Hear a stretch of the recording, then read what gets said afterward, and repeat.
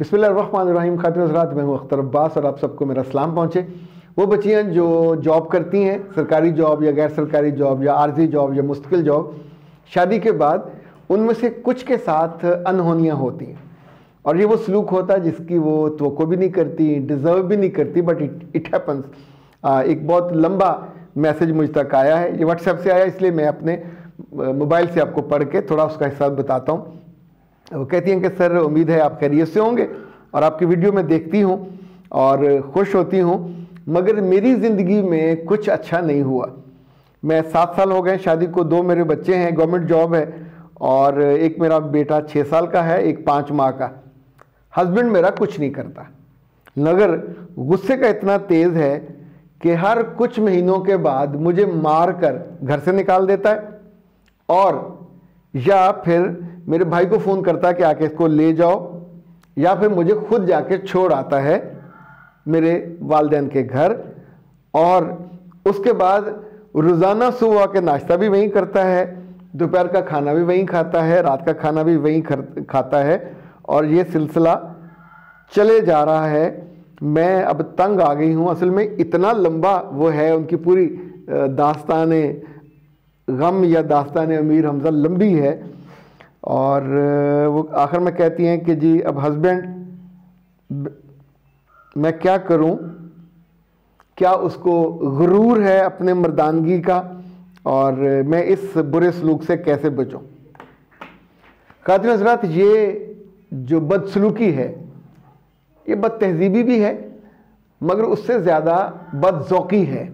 अब सोचिए कि अगर किसी मर्द को इतना ही अपनी मर्दानगी का लोहा मनवाना है, सिर्फ इसलिए मारना है, जिताना है कि मैं मर्द हूँ, मैं तुम्हारा मियाँ हूँ, तो फिर उसको घर की ज़िम्मेदारी भी, माली ज़िम्मेदारी पूरी उठानी चाहिए।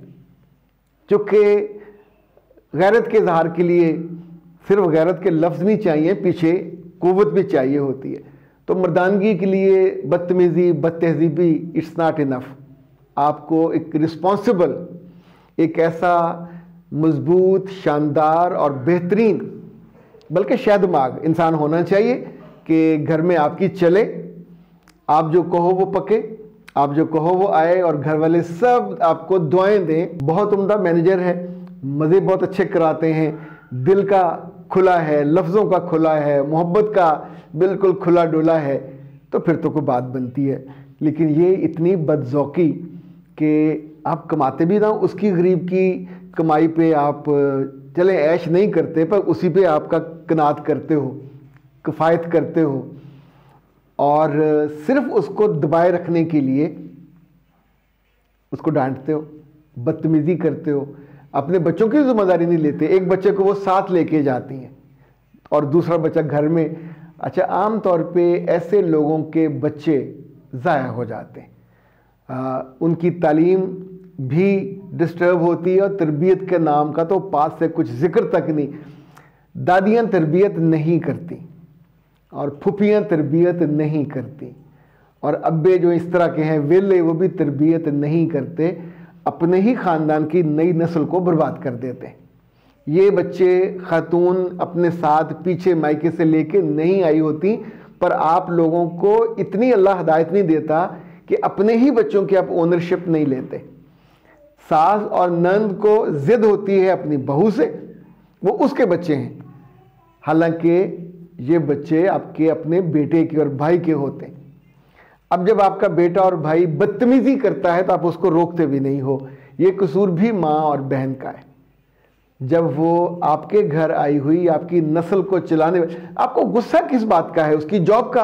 ओके, वो जॉब आज छोड़ देगी, कल छोड़ देगी, तो बाद में आप तो उसके लिए कुछ 100 रुपया निकालने के ना रवादार होगे ना आपके पास है, फिर क्या करोगे? यानी बजाय इसके कि आप उसके एहसानमंद हो, उसके जब वो शाम को थकी हारी आए तो नंद को इतनी अकल तो चाहिए कि बंदा कुछ खाने की तैयारी कर रखे, आटा वाटा गूंद रखे, सब्जी वब्जी कर उसने पकानी आके, तो आप उसकी कोई प्रॉपर तैयारी तो कर रखो।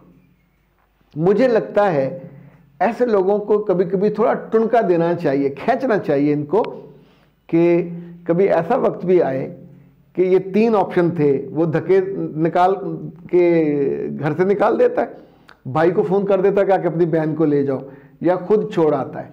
एक चौथा ऑप्शन भी हो सकता है, वो ये कि कभी बदतमीजी करे और ये तीनों काम ना हुए हों तो अगले रोज़ स्कूल जाते हुए अपने दोनों बच्चों को साथ लें, दोनों बच्चों को अम्मा के यहाँ छोड़े और अपने स्कूल चले जाएं, वहाँ से सीधे अम्मा के यहाँ जाएं और मियाँ का फ़ोन 2-4 दिन ना सुने कहीं तो, और जब वो आए तो उसको अटेंड ना करें और अपना गुस्सा ज़रूर शो करें।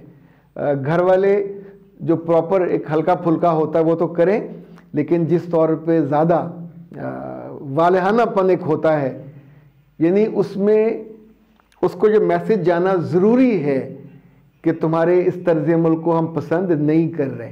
नंबर 1, तुम हमारी बेटी के साथ या अपनी बीवी के साथ जो करते हो वो पसंदीदा नहीं है, और ये अल्टीमेटली अगर ये होना है तो हमने ये कर डाला है। और जब तक आप अगले को वो आईना नहीं दिखाते, अगर इकट्ठे बैठ के बात करनी है तो फिर वहाँ बीवी को ना बिठाइए, फिर माँ बैठे या बाप बैठे और सिर्फ उसे बेटों के तौर पे ट्रीट करें। उसे कहेंगे मेरे बच्चे, आप अपने घर के सरबराह हो, अपनी ज़िम्मेदारी लो। अगर ज़िम्मेदारी आप वो भी पूरी नहीं कर रहे तो ये जो काम करते हो, उस पर हाथ उठाते हो, ज़ुबान दराजी करते हो, उसे यहाँ छोड़ जाते हो, तो इसमें तुम्हारी कोई इज्जत नहीं बढ़ती, इसमें बेइज्जती है तुम्हारी। और एंड ऑफ द डे अगर हम तंग आके अपनी बच्ची को घर ले आएंगे तो हमें तो भारी नहीं है, वहाँ वो तुम्हें खिलाती है, यहाँ हम उसको खिलाएंगे, वो जो कमाएगी उसके बच्चों के लिए महफूज हो जाएगा। तो इनफैक्ट कभी ना कभी ऐसे लोगों को जो आईना हम नहीं दिखाते, आईना ज़रूर दिखाना चाहिए। कितना गुस्सा कर लेगा, गुस्सा करने के लिए भी तो बंदे के पास कुछ होना चाहिए ना, वो नहीं है। साल से नसरीन, उम्र इनकी है 22 साल, और वो कहती हैं कि मेरा वज़न ज़्यादा है, और इनका वज़न मैंने इनका BMI देखा तो कुछ 14 किलो ज़्यादा है। अब शादी अगले साल है, अभी 1 साल बाकी है। तो 3 चीज़ें जो लाजमी होती हैं जब वज़न ज़्यादा हो, आपका पेट बाहर को निकल आता है, ढलक आता है, जैसे बेली। दूसरा, मूड स्विंग्स बहुत बढ़ जाते हैं। तीसरा, जब बॉडी फोल्ड्स हैं उसमें स्मेल आने लगती है। चौथा जो सबसे बड़ा है, PCO का मसला हो जाता है, तो इनको PCO का मसला हो चुका हुआ है। और आमतौर पे PCO के मसले पे या लड़कियों के जो इश्यूज़ होते हैं, जिसे निस्वानी बीमारियां कहते हैं, घर में माएँ सीरियसली नहीं लेती, यानी बच्ची शिकायत करती रहे, बाद बीमारियों में तो बेचारियाँ खुर जाती हैं, लेकिन घर वाले उसको सीरियसली नहीं लेते। तो मेरे पास जब 2-3 साल पहले इस तरह की इश्यूज़ आना शुरू हुए थे तो मैंने डॉक्टर साहबा को बतौर ख़ास ये कहा था कि इन बच्चियों के लिए, तो फिर उनने कई भी उनके लिए बीमारियों का जो नुस्खे और उनकी अद्वियात बनाई कि बेटा PCO का मसला जो है इसको सबसे पहले हल करें, और PCO में आपको वज़न भी कम करना पड़ेगा। तो आसान ये कि डॉक्टर साहबा ने एक बनाया था PCOT, ये अब बहुत ही पावरफुल ये है जनाब, हार्मोनल बैलेंस के लिए है, बुनियादी तौर पर बनी। PCO की भी मसला हल करती है, PCOD का भी मसला हल करती है। तो आप ये पाकिस्तान हर्बल से मंगवा सकते हैं, 0300 041 9942।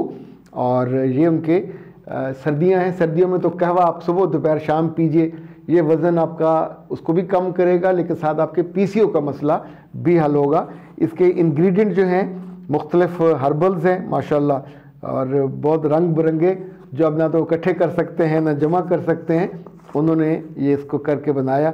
इसकी बड़ी बोतल भी है, छोटी बोतल भी है, मेरे पास ये गिफ्ट छोटी बोतल का आया हुआ है इस वक्त, तो आप वो उनसे मंगवा लीजिए। उम्मीद है आपके PCO का मसला हो जाएगा, सॉर्ट आउट हो जाएगा, सेटल हो जाएगा, लेकिन कुछ महीने लगेंगे, ये फ़ौरन नहीं होगा, 2-3 माह कम से कम लगते हैं, लेकिन वो भी रिलीजियसली आप इसको इस्तेमाल करें तो आपके वज़न भी कम हो जाएगा, PCO का मसला भी हल हो जाएगा, आपके डेज़ का मसला भी बैलेंस हो जाएगा। अख्तर अब्बास को दीजिए इजाज़त। अस्सलाम वालेकुम।